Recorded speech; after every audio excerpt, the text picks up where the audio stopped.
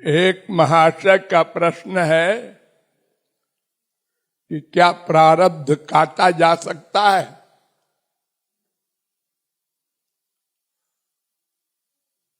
भगवान और महापुरुष सर्वसमर्थ हैं। कर्तुम अकर्तुम अन्यथा कर्तुम समर्थ है। जो चाहे करे, जो चाहे न करे, जो चाहे उल्टा करे। लेकिन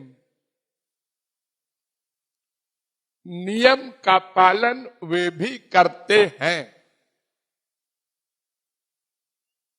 प्रारब्ध को भगवान भी नहीं काटते, संत महात्मा महापुरुष भी नहीं काटते, अपने प्रारब्ध को भी नहीं काटते, औरों के प्रारब्ध की बात कौन करे। बड़े बड़े ऐसे कुछ संत हुए हैं जिनको जल्दी जाना था गोलोक, तो उन्होंने अपने 50 साल के प्रारब्ध को 50 शरीर धारण करके 1 साल में काट दिया और गोलोक गए। लेकिन प्रारब्ध को भोगा, इसलिए वे लोग भोगते हैं संत लोग, उनको कष्ट तो होता नहीं प्रारब्ध के दुख का। बेटा मर गया, ठीक है जला दो, कॉमन। हा हा, जो हम लोग करते हैं ये सब तो उनको होना नहीं है। ये नष्ट हो गया, हाँ हाँ ठीक है, ये नश्वर तो है ही है, ठीक है। किसी लॉस में, किसी हानि में, अपयश में, मृत्यु में उनको दुख नहीं होता, इसलिए वो सहर्ष भोग लेते हैं।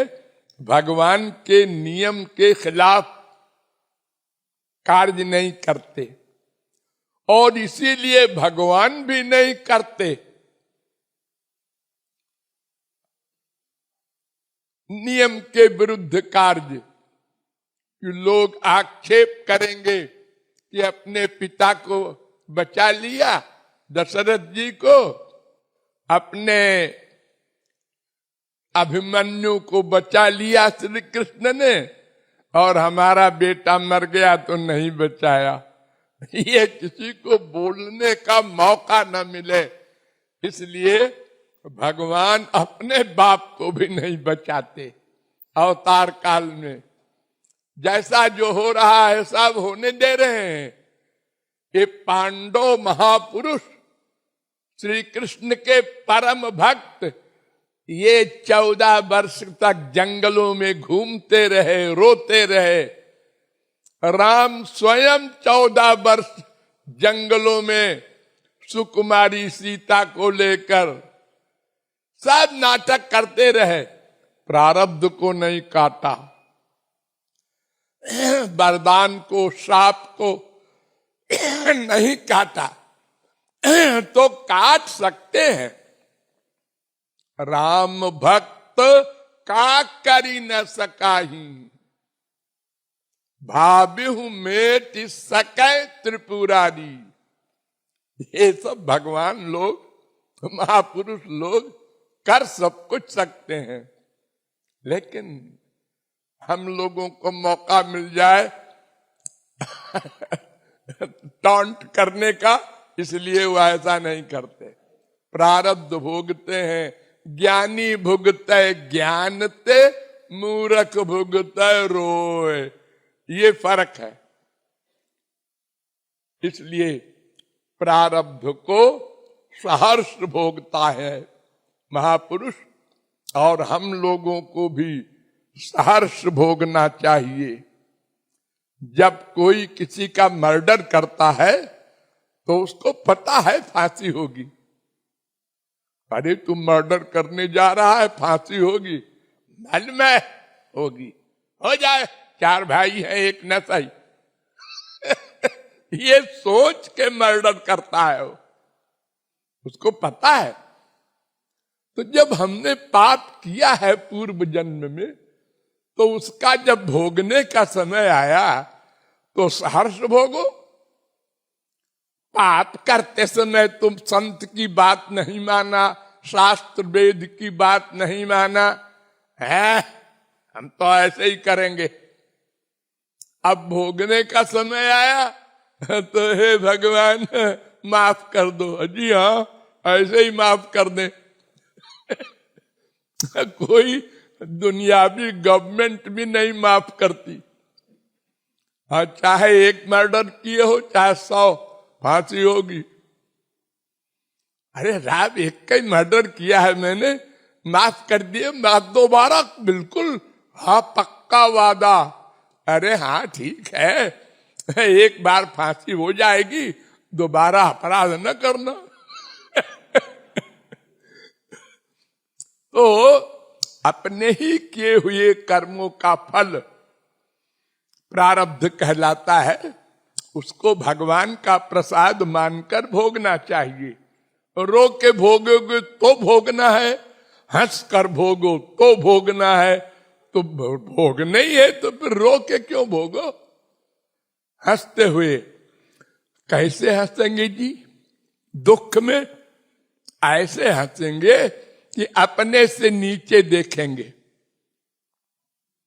अपने से नीचे देखो। हमारा बाप मर गया, अरे उसका तो बाप और मां दोनों मर गए हैं। हाँ चलो, तुम्हारी मां तो है। हमारा बेटा मर गया, अरे उसका तो बेटा मर गया और आंख से भी अंधा हो गया। तुम्हारे आंख तो है, 2 रोटी कमा सकते हो। हाँ हाँ, ये बात तो है। तो अपने से नीचे देखो तो दुख नहीं होगा, अधिक नहीं होगा। और आगे देखोगे तो फिर इंद्र भी दुखी होता है।